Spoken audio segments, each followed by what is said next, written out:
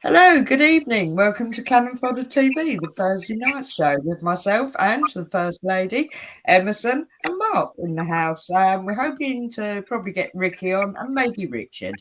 We shall see. Okay, right, guys. Shall we start off with not the game last night, but Arsenal and Leicester game, where Katie missed the penalty, bless her heart. Yes, yeah. It was. I thought overall it was a very good game again. I thought with the team we had out, played very well. Just unlucky with the penalty. I thought really. Yeah.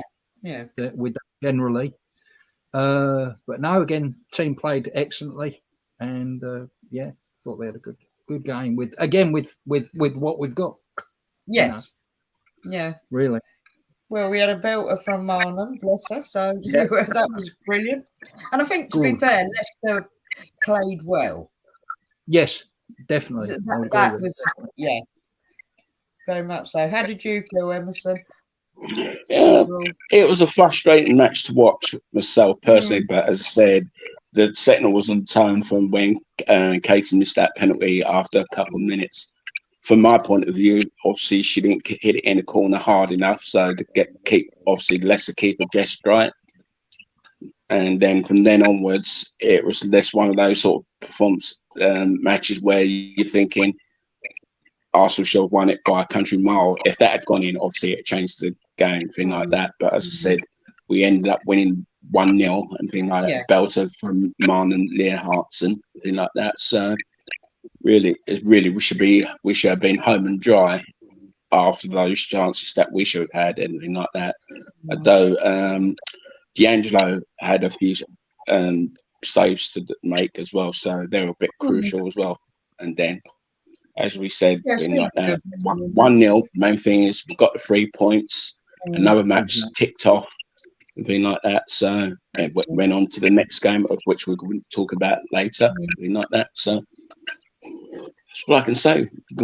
Just they've rolled on. I don't think we did pick up any injuries from that match anyway on the Leicester game. I know we did last night in last night's game, but we'll talk about that as we get on to that as well. So that's basically that's what I thought. It was one of those frustrating 1-0 wins. It was job done. And because I wrote this down, that Pelova, she actually got player of the match for that game as well. I understand. Yeah, that's it. Yeah, that's right. Yeah, okay. And then, of course, going on to last night, the Brighton game, and of course we're away. So again, thought it was a sterling performance. Really good. Really good. They seem to have. I know this sounds strange, but they seem to have the energy was really good. The energy was really good. Yes. Obviously, considering the injuries we've got, that seems a strange thing to say. But I get that. I think it really. I think it showed last night. I think it definitely showed the energy. Because I actually kind of missed all this, but with what should have been Black Stennis's third goal. Now they disallowed it, and it should have been allowed by what a lot of people were saying. Unfortunately, I didn't actually see it. I couldn't comment, but we got two that were allowed. So, and also, of course, once again, Marnham in fine form, and then of course, young Pavlova. So brilliant. Yeah, I think she's doing really, really, really well. Which is really seems to be developing, which is really good. Also, I heard a stat.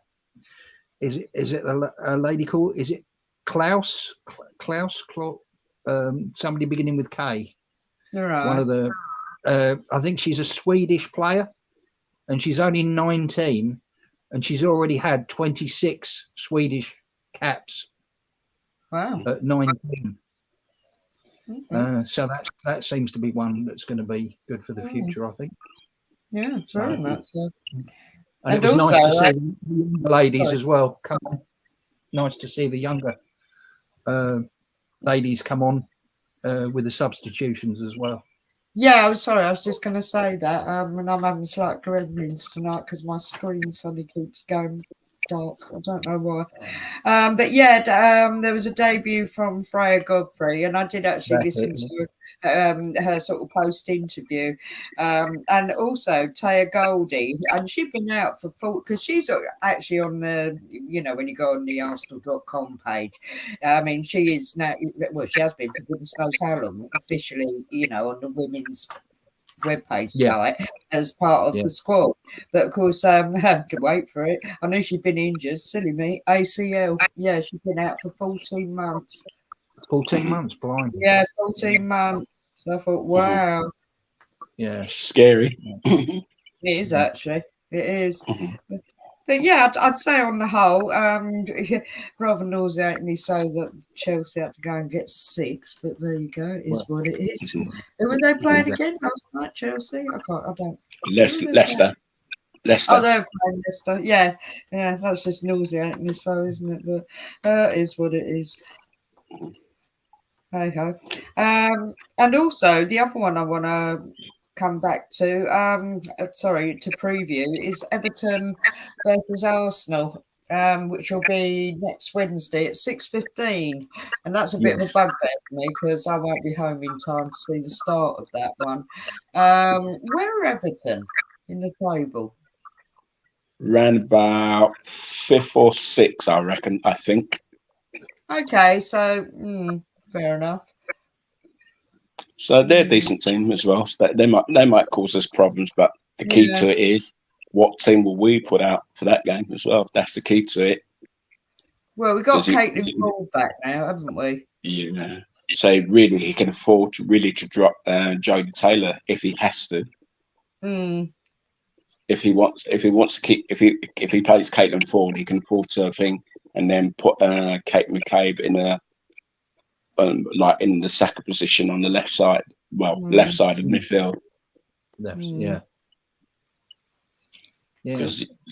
you know your striker's going to be Blackstenius, and that's it. Because I can't see that Hurtig come back into the team now. She's picked up another injury or something like that. So I think she'd be showing the door in the summer as well. So that's my opinion. What? I don't want to slate, because I've called people out for slating off certain players in the men's team, as in Rob Holding. You know, give the geezer a break. He's a law servant, you know, end up. But equally, all I'm going to say is, like you just said, Emerson, if she gets shown the door, I won't be disappointed, Nick. Sorry, I won't.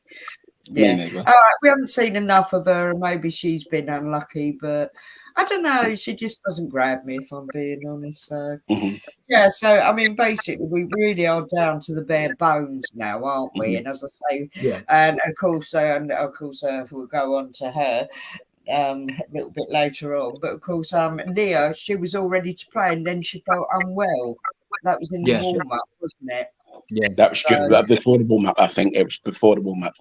Right. Okay. That's just unfortunate, but we'll go back to her in a minute. Okay. Right. Well, as we're talking, we got nobody in chat yet, which is a shame, but hey, it is what it is. Right. Actually, I'll tell you what we'll go on to. The men's Newcastle game. Come on, guys. What did you think of the men's Newcastle game? Well, yeah, it was from my point of view, it was a good match, good entertaining match to watch. Good entertaining. As I said, we got the goals that we wanted, everything like that. Though there were a few hairy moments in the match, like the penalty appeal that was turned down. Everyone knows that it hit Kivior's leg before it hit, because his arm was nowhere near to be seen, because he tucked his arm well away from the ball, which is the right thing to do. Anything like that. As I said, it just came off his leg, went for VAR. Obviously, they had a look at it at the 2 angles that were shown. Then, obviously, they weren't convinced, so they told the referee to go and look at his TV screen to convince him to. Obviously, he saw the 2 angles. He went back. Obviously, you see Shevchenko, the nearest Arsenal player, to him. Once he'd done that, once he'd gestured with a square and pointed to the area, you saw Shevchenko go ballistic, say yes, wasn't a penalty. And as I said, you could Rhode Island actually see their short move. Rhode Island in the game as well with the chances they had towards the end. Definitely. But support was amazing again. Absolutely brilliant. Yes. Considering how far high up they are. Yes. That was something they were discussing, you know, like they would like to see that at the Emirates, but personally I don't think it will happen because you can get a lot of home fans baying their blood as well in the upper tier. So really the lower tier would be that spot where they are for the away support would be ideal for them. So that remain like that. But what they should do is do like most European clubs as well, put like a screen in between the fans so they can't throw anything, so that, you know, anything like that, like whether it's coins, beer or anything like that, they can, you know, get their hands on, thing like that. So that's what I'd like to see at the Emirates in the coming future. Just put like a divider, you know, like a plastic thing, so the home fans can't throw anything to the away fans or vice versa. Sad, isn't it, when it comes to that, isn't it? Because you know, that was a whole quote the program that was on the BBC, but you know, the whole rise of the Premier League, that it would take away the hooligan element from it.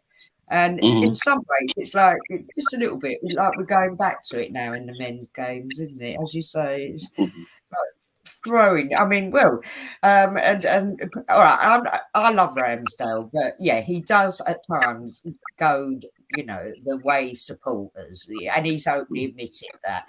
But I think it was at the Leeds game, wasn't it? They were just chucking everything, and he said the money. He said they must be quite rich up, you know, the amount of money that was getting thrown on the pitch. But it's crazy, isn't it? It is. And I think it is. I think you're right, Emerson. I think it's actually getting worse to a degree, but I think it's because everything's social media now, isn't it? So, and everything, our phones, every angle is covered now, so you can't get away with anything, you know, and you can't, and everything will be picked up, which is good. Yeah, you know? Yeah, good in that sense. Yeah, certainly. Because as you said, Mark, all they have to do is, you know, like people, I know, you know, that's why now you see a lot of fans now videoing anything. You're thinking the video and the match itself, that anything they see in the crowd, whether it's, you know, whether they're sitting near to the away fans, and like that, they can video the away fans this and that, doing that, and all they have to do is there's a certain number where they give out at the Emirates, text this number, give you row, blah blah blah blah, and like that. If you could give if you've got it as video evidence, thing like that. If you can't send it via that text number they give out, you can always tell police or stewards. I don't think stewards will do much, but if you give it to a police officer, they'll be able to do something. But they're mostly on the outside. It's very rare that you see them on the side unless it's a high-profile match where they need police presence. Then you can pass it on to them that way. But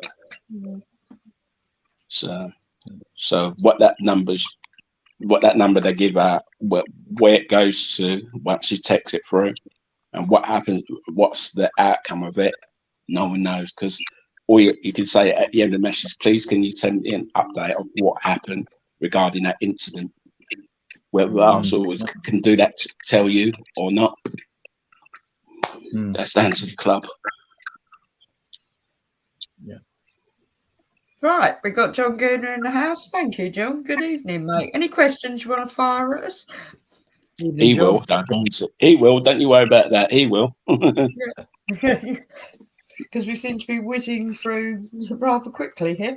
Well, we're going to share our other really good bit of news. Leah Valti has signed for the next couple, because of course, I mean, although she certainly doesn't look it, she is now 30 years of age, but basically that's where she wants to end her career now, at Arsenal. She's 30. Yeah, she's 30. Yeah. Wow. Yeah, and I've watched quite a few bits on that today, because soon as it come up on Twitter and it said about oh, Leah has an announcement, I thought, well, she's signed. I thought they wouldn't do that if she hadn't signed, because that's not how they operate, obviously. But yeah, her sort of interview about it all after, well, wherever. Yeah, that's it. She's 30 years of age, so you know, looking at the next couple of years, seeing how long she can play. Yeah, as she said, she feels it's family, it's home. You know, it was really nice, wasn't it? It warmed your heart when she was talking.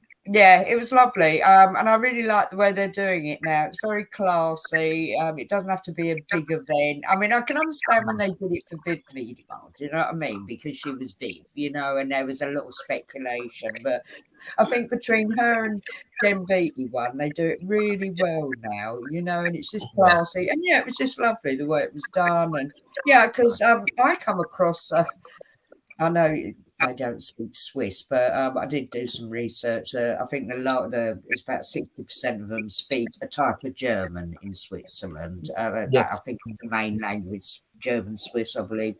And this article that probably was in German, I don't speak German, but all you saw was, and it must have been on Twitter, might have been Facebook, and all you saw was this headline in English saying about where, you know, was she going to try, you know, go on a new venture. And of course, after that, they didn't have anything in English. So I thought, oh, so and I saw that a few months ago, and I thought, oh, and again, that's when I looked her up and I saw her age, and I thought, oh, okay. But yeah, no, that was a really great announcement today. So good to know going into next season. I was going to say, because I would have said she looking, I would say she only looked about 25. So yeah, exactly. Yeah, yeah. I didn't realise she was 30. Yeah, but also she got very good English. Yes. Yeah. Oh, very good. Excellent English, without doubt. Yeah. Yeah. No, so no, that was brilliant news. Oh, and another one. I've already called it out, but Beth Mead is apparently head of schedule. Yes. Yeah. Well, I saw that the other day when she done that interview at Windsor Castle, when she said it, you know, because obviously her dad was there, her brother was there, and obviously Vivian was there as well. So, you know that. But as I said, regarding that, I was listening to Fern Whelan prior to the Arsenal match yesterday, and she was in the studio with Julie Flattery. She's a fully qualified physio, and she's having her doubts to say, why is Beth saying that she's ahead of schedule? Because all she can say is that if she has a breakdown, it's back to square one again. Well, so if I was Beth Mead, I would say forget the World Cup.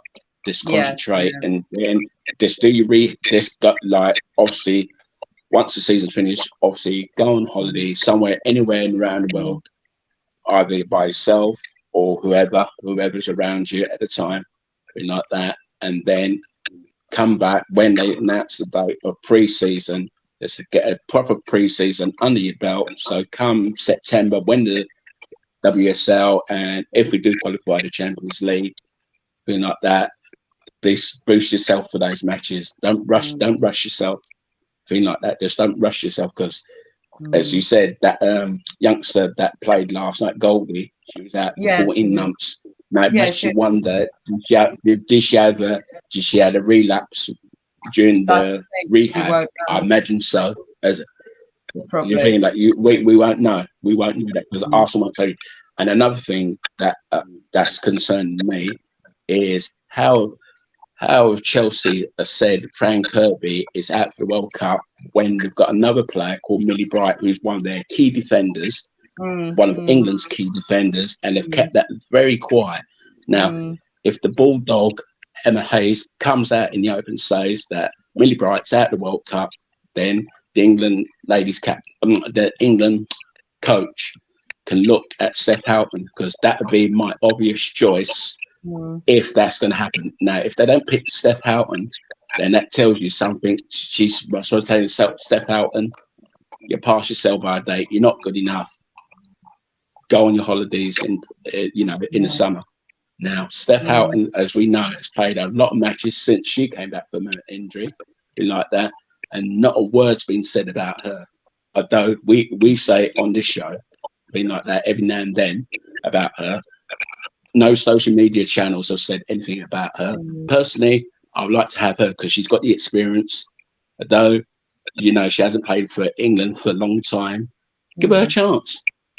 Just give her a chance. Because if you're going to take youngsters, and if one of the youngsters break down, you're thinking, why didn't I take Steph out in the first place? I think, to be fair, I'm sure Stina knows what she's doing. Well, we'll just have to wait and see. But as I said, Steph Houghton, I put my hands up. I'm putting my hands up now.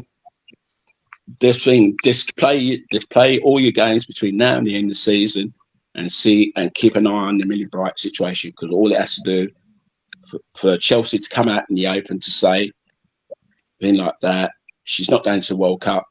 End of. Then we can let's move on. But but Emma Hayes needs to come out in the open, because, as I said, they're running out of games now to play. It's the same thing with Beth Mead. They have to play at least some minutes in some of these remaining matches to see if they're going to be on the plane to Australia and New Zealand. If not, they know they've got another player up their pipeline. Definitely. That's my opinion. That's my opinion for thing. And John Gunner's just saying, well done to Beth Mead for her MBE. Yes, and we're all very proud of her. And who was she with? Was it Lucy Bronze? Lucy Bronze. The Barcelona player. Yeah, that's it. Yeah, so that was a good photo. See those two together, and as we say, seeing all of them. And she's ahead of schedule with her injury that she picked up against Chelsea as well. So her one is not as bad. Her knee injury is not as bad as all the other ACLs that we've been talking about over the last few months and like that. Her one, she got lucky. I would say she got lucky with her knee injury. But she said she'll be playing within 2 weeks. So fingers crossed, she may be playing in the Champions League final against Wolfsburg. Yeah. So yeah. So wow. that's another thing. That's another thing you got to look out for. Yeah. Sorry about that. I don't know what my screen's doing here. So we got the Gremlins. Oh, Mark, you come across this, and then I saw something afterwards. Coney Heath women. Yeah, it was on one of the forums. It was on one of the forums, and I just saw it, and it was basically the women were due to schedule. I think it might have been I don't know if it was their second to last game or their actual last game of the season, and they play on that particular pitch every home match. It was a home match, and apparently there was a coronation party, and part of the party they used a bouncy castle was actually on the pitch, so therefore they couldn't play on that pitch.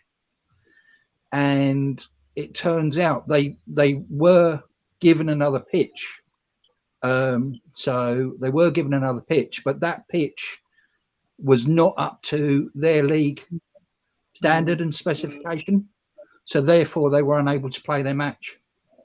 So I don't know whether the points were forfeited or what the situation was, but I just thought it was a bit of a thing where it was the club, whoever owns the ground, as it were, they're trying to smooth it over and say it was a lack of communication, and we did offer them another pitch. But obviously, if that pitch is not, to me, it annoyed me, because if you're going to take precedence over a coronation party and put a bouncy castle, I'm sure there must have been other places where they could have put the bouncy castle.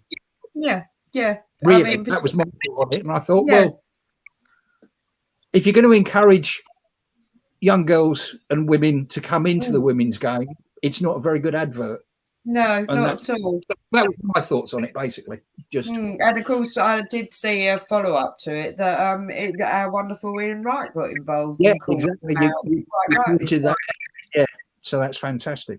So hopefully, whether that will, whether something will get done there, I don't know. It was just something that irked me. That was all. Yeah, no, I can understand that. And of course, the other interesting thing is, Coney Heath is basically going to be. I mean, I haven't looked it up exactly, but as soon as I saw Coney Heath, I thought, oh, it'll be by London Coney. So it's in that vicinity.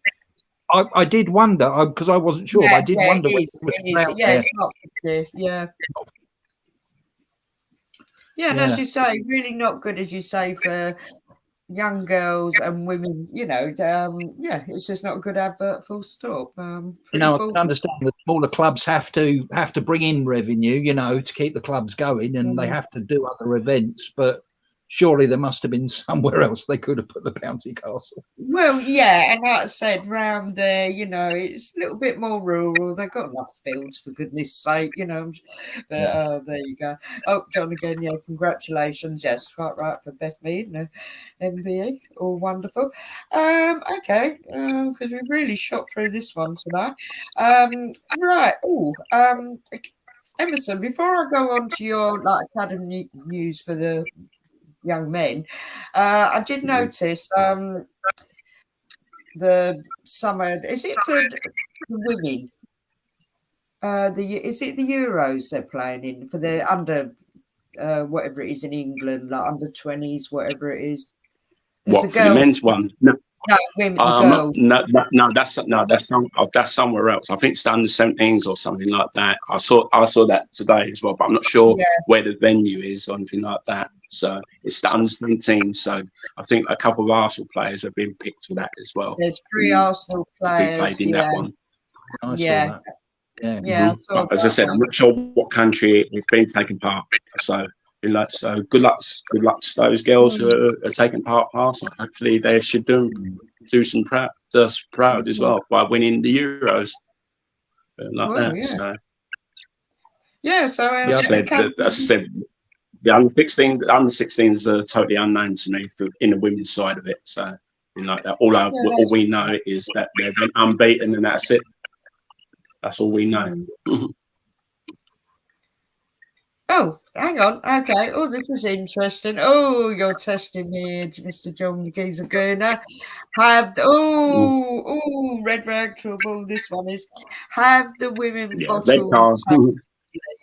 No. Oh, John. No, let me talk now. John. You no disrespect, mate. Love you for all the world, but you don't watch women's football, and that's absolutely fine.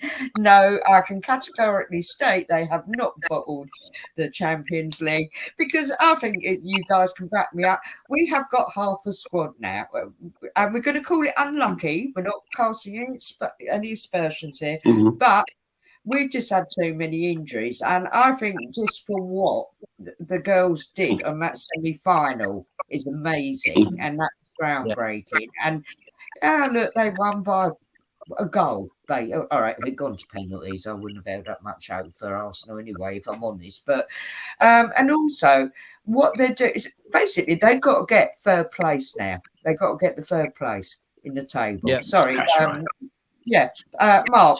You carry on with that.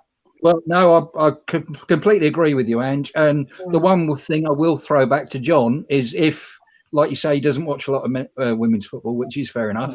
But if he was to compare the men's team, I would guarantee to John now 1,000%, not 100. I would guarantee to John now, if the men had the same injuries in the same positions that the women have, we would be finishing 5th or 7th. Between 7th and 5th, I will guarantee that now. And then because we that conference league, we do not have the depth in the men's the same as the women. I know you're only joking, but I just thought I'd put that out there. But it is.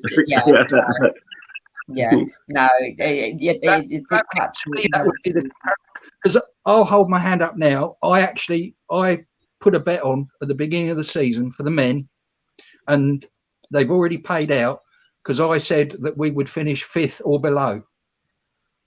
that was my reckoning for this season. I didn't even think we'd qualify for the Champions League based on what I'd seen last season.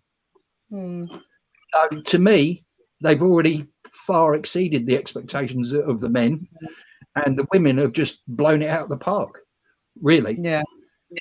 I can't understand why Arsenal aren't making more about the women, to be fair, considering how much press obviously the men get.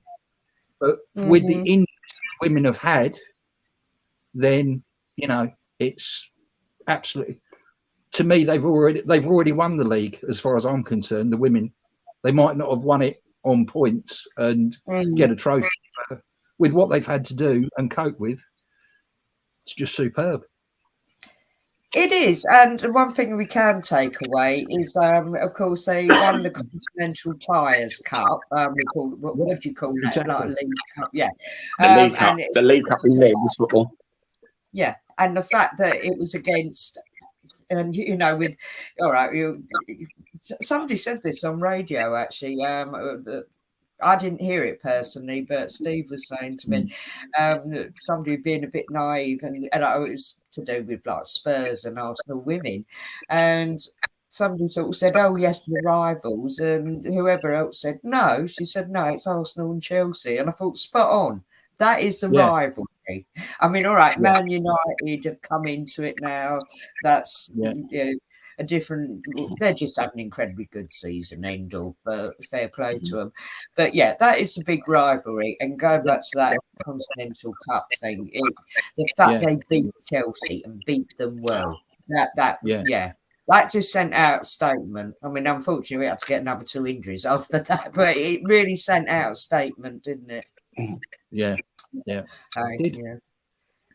Brilliant. But onto my point regarding that thing, what John said on that point about we got the thing, as you both said, we think like we should have got more credit for. Obviously, the girls done us proud for that. Obviously, they got the supporters behind them and like that. And as I said, regarding this season's qualification for the Champions League, it's going to be very interesting to see what's going to happen, because I'm not sure if you looked at the table and today you realised that both Chelsea and Man United are level on goal difference, and obviously Man United are 1 point ahead.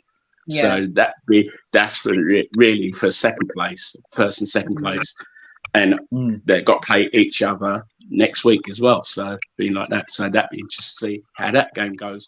So really, you want Man City to win that one. Then we have to beat Everton the next day, or on the same day. Being like that. So being like that, obviously we got a better goal difference than Man City as we speak. I think it's +7 that we're ahead of them. So I think we're on 42, they're on 35. So give or take, one of those teams has got to slip up when they play each other, and this we have to see what happens from there, where we go. But as I said, the qualification of that Champions League, as we all know, winners go through to the group stage straight away. Second place plays a qualifier, and the third place team plays 2 matches to qualify to get into the group stage. So it's interesting to see. As I said, the rest of Europe, there's near enough got their leagues are near enough finished. The Dutch league is near enough finished. The German league still to play for. French league still 2 teams in that. But as I said, it's only PSG and Lyon contesting that. So all the other teams around Europe, I'm not too bothered about. Say like Italy, I know AS Roma has won that league. Juventus came second, and I think AC Milan have to go in that qualification if they finish third as well. It's a shame that the Continental Cup doesn't automatically qualify for the Champions League, which that should do, because I'm sure all these other countries, they play like a equivalent to the FA Cup or League Cup in their league. That should automatically qualify to the qualifying stages of the Champions League. But as I said, we've got other teams to play.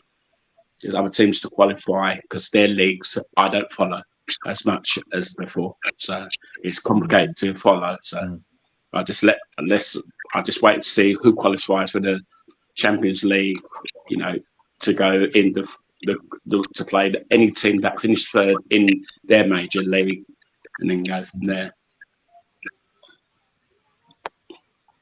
Yeah. Yeah. No, I still think we're going to do it.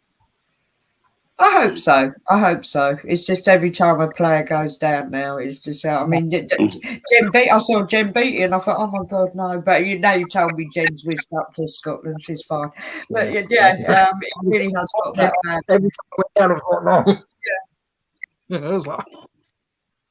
I think the player we have to worry about is Gio, because I know she picked up a hamstring injury. Obviously, Arsenal have not said anything about her injury as yet. I've got a feeling, like always, she'll take an MRI scan, whether it's at the training ground or a private hospital, to find the extent of her injury. So we get a better idea, because lucky enough, I think they might have got that. They might have given them, I think the management might have given them a few days off until Monday, come back it or Sunday, and then come back, train as normal.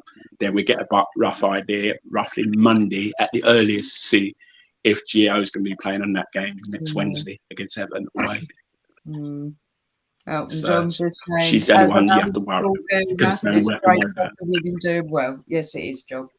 We are doing well. We've had some real adversity, as I say, and it's really not excuses with the injuries. It really isn't. But no, they'll all come back stronger.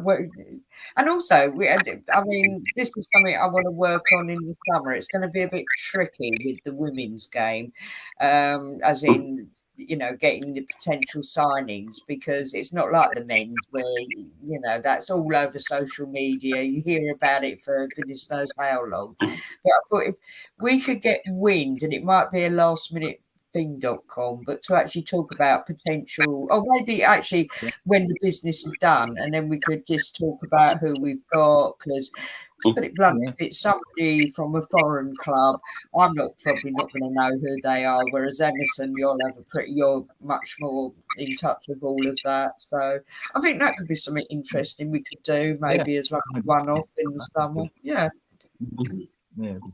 Just do a brief, you know, about brief 20-minute talk about any transfer target, something like that. So what we do, as I said, we'll just wait and see when the season's finished, see who's going to go to the World Cup, and see who's not going to the World Cup. So I can look at the list of the various clubs, see which player did go to the World Cup and which ones didn't, something like that. So it's going to be interesting. It's going to be an interesting transfer window, because I said their window opens at the same time as the men, closes at the same time, like that. So it'd be interesting who's going to be released from Arsenal women this season. But as I said, it's all speculation of who's going to go and who's going to stay, like that. So obviously we need the main target is get a striker, but who that striker is going to be.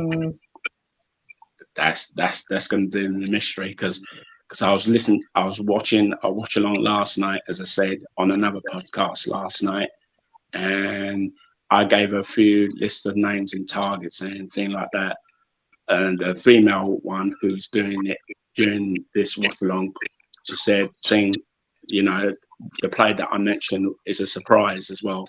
And as I said, they weren't keen on that Oberdorf, the one from Wolfsburg, the defender, thing like that. But I think she'd be an asset to Arsenal if she did come. You know, I think she'd be an asset, like that. And then obviously, I said that one all along from the start when I started doing this podcast as well. That Lisa Dawn from Ajax, so thing like that. So whether she's out of contract or not, I don't know. I imagine she will go to the World Cup with Holland as well, because she's in that age group where, you know, thing like that. She's around that early 20s, something like that. So, and there's another target as a striker that I've looked at as well. It's the leading goal scorer in Dutch football for the women as well, in their league as well. So she's quite good as well. So that's another option if we don't get that main target that I mentioned. I think that, as I said, we just have to wait and see what happens. I must admit, it's right. I've gone off the ball with all this big talk about who's coming to the Arsenal for the men's, and I rather like the surprise that you get with the women now, isn't it? It's like, oh, we've got them.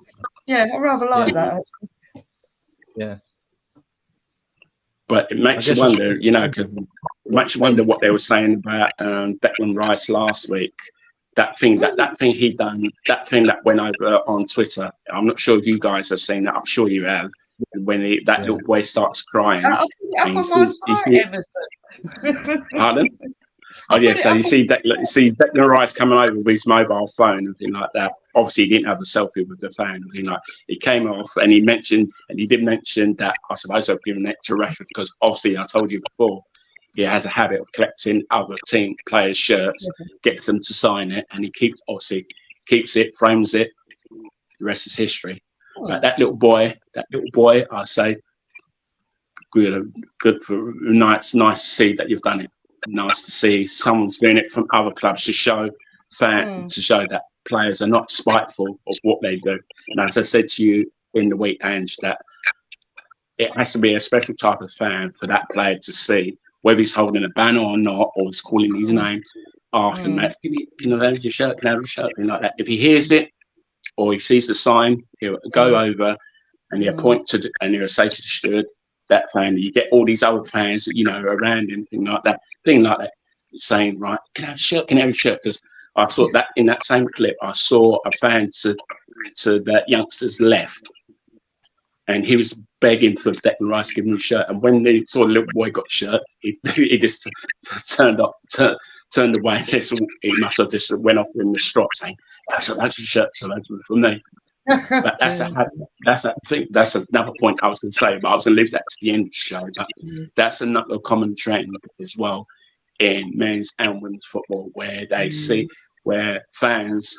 I think it was in the week where I think someone complained on one of the groups that I'm on. I'm sure you've seen, and that I've seen that. The adults and complaining.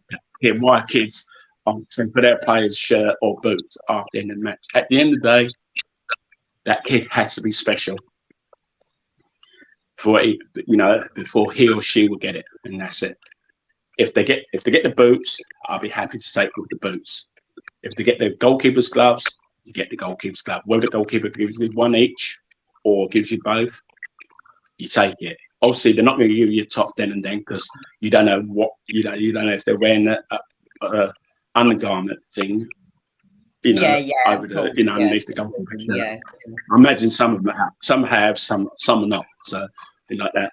So then, as I said, then the another thing regarding this issue, that this is going to be my final point. It was good to see another young fan that normally comes with me and his mum to the under-21s matches last week, because obviously that player got injured in the match. And we thought nothing of it.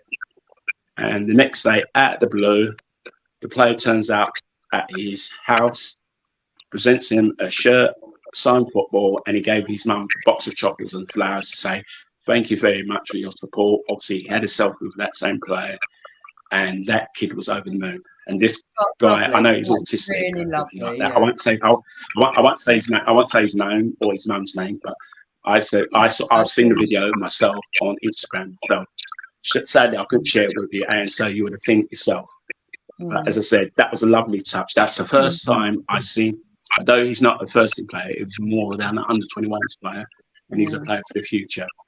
That's good. So yeah, that's lovely. But yeah, sorry, because Mark, you actually picked up on the big Arsenal women's group, and I liked your response.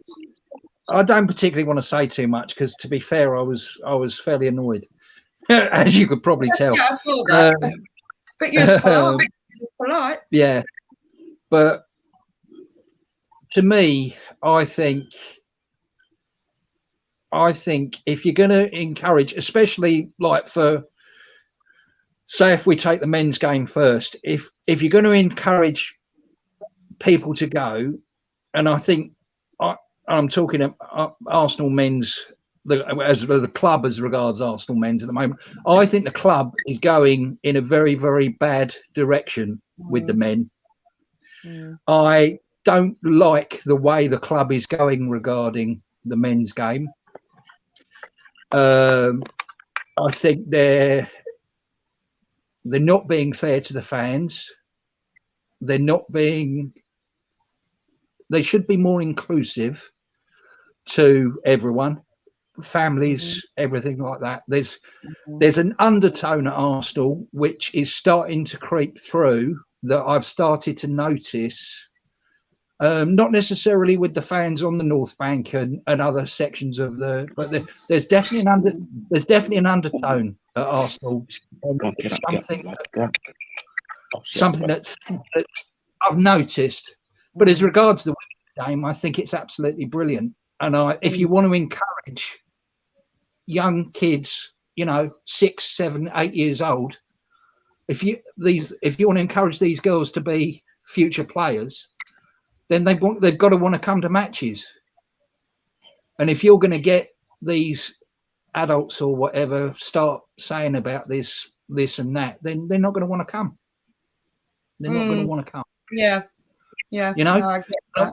To be fair, and I would have said this if she was. I would have said this if she was here, but obviously she's not on. No, I was particularly thinking about our Ricky, and that's what irked me as well. To be fair, because I would say she is probably one of the most loyal. There's probably quite a group of them, but obviously because we know her, I would say she's been one of the most loyal Arsenal women's supporters that I've known, probably because since I've been following the women's game. And it, and how passionate she is, and how proud she is, and what she does, and she did everything with Beth's mum and everything, and it was just like it was just as if like, well, you don't think the fans matter, and I understand that it can be annoying and it can be, I get that point of view, but then I don't go to concerts now because I don't want to sit behind somebody that's holding a mobile phone. I was watching the Newcastle game, and you're watching there, and the fans aren't even, and this is mostly the Newcastle fans, but it happens every game. The fans are watching the game through their phones. they're just holding the phones like that. I'm thinking you're there to watch the actual blooming game. Put your phone in your pocket. That will as going. So I get that totally. That's another thing I don't like about the men's game. It's just everything is instant now. Everything is like, and it's just like, it's just a shame. But then I'm an old school fan, so I know times have to move on and all this, but it's just, it was an interesting article, but I didn't think it needed to be a bigger deal as it was. Let's put it that way. No, that's fair comment. It's only because we're all on that big group, and I was just really impressed the way you answered it. You did it very well. There was no animosity. You was being polite about it, but you didn't agree with it, and I thought, no, fair play, because I totally get where you're coming from there, because it is about, you want the future Beth Meads and Leah Williams and whatever. Yeah, exactly. All right, and John Gooner, because he's our only person in chat. Thank you so much, John. Thank you for taking time out. I really do appreciate this.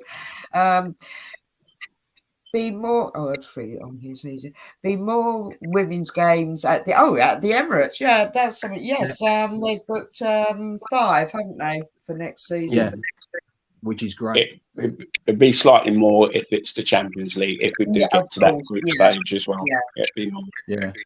Yeah. No, it's brilliant. That's telling you something. I think that's what Arsenal are telling everybody now. That don't bother going to Bournemouth because they realise it's a small capacity, small ground, thing like that. Go to the Emirates where we can get a crowd of around about 10 or 15,000 every week.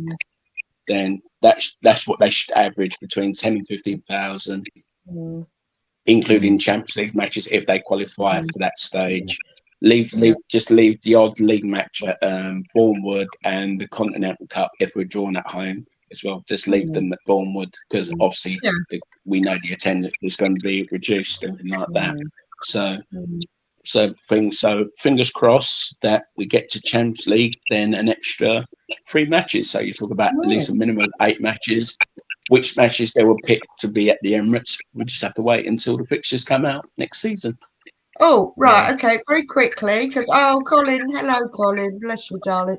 Right, John Good is just saying, I think he said this before, I think they should play mixed men and women's Arsenal team next season for charity. Do you know what? Can we come back to you on that one maybe towards the end of the month? Yeah. Leave that one to the end. Yeah, it's a good question. You've got a point, and we spoke about this before, but I want to bring in our lovely Colin. Thank you, Colin, for popping in. I'm driving, ladies and gentlemen. We'll concentrate on the road, Colin.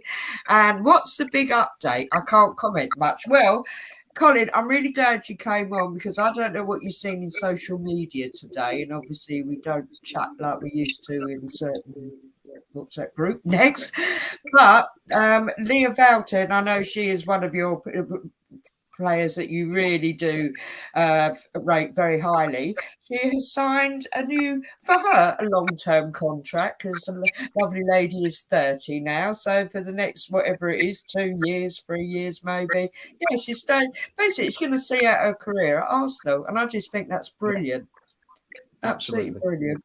Yeah, so Colin, if you haven't seen that one, you've heard it here, but I'm sure you probably have somewhere. But yeah, really, really good news about that. We're very happy. So we'll let you drive. Thank you, Colin, for popping in. Thank you, Colin. Drive safe. Yeah, very much. And also, Ange mentioned the games at the Emirates as well, because I'm sure I'm not sure if he's heard about that neither. Oh yeah, that we're going to get. Well, they've dedicated 5 WSL fixtures, and then of course that doesn't. Well, of course the other one we're forgetting. You know, if hopefully we can get through my beloved FA Cup. Now, if you're playing against another big, women's team, that'll warrant the Emirates. It should do, yeah, definitely. Yeah, surely it's FA Cup. So I'd say so. Yeah. Again, I think it depends on how they can work the fixtures, but I think they should be able to sort something out, definitely. Well, they certainly managed to do it that Monday when we were there, and then come Tuesday, didn't they? It can be done. Yeah, can be done. Exactly. So, that was all really, really good. Right, guys, I'm going to say we'll probably wrap it up now. And big thank you, John Gooder. But we'll definitely come back to you about, maybe towards the end when, sort of a probably end of season show. About that charity thing. We'll have to write into Arsenal, won't we? Or email. That's a good suggestion. You want me to do my segment on the youth, Ange, before we go? Sorry? Segment on obviously you all know from last week, it was the last of the matches last week. Obviously both teams lost and they finished 10th respectively in the under-18s league in the South Division and 7th in the South Division in Premier League 2 under-21s.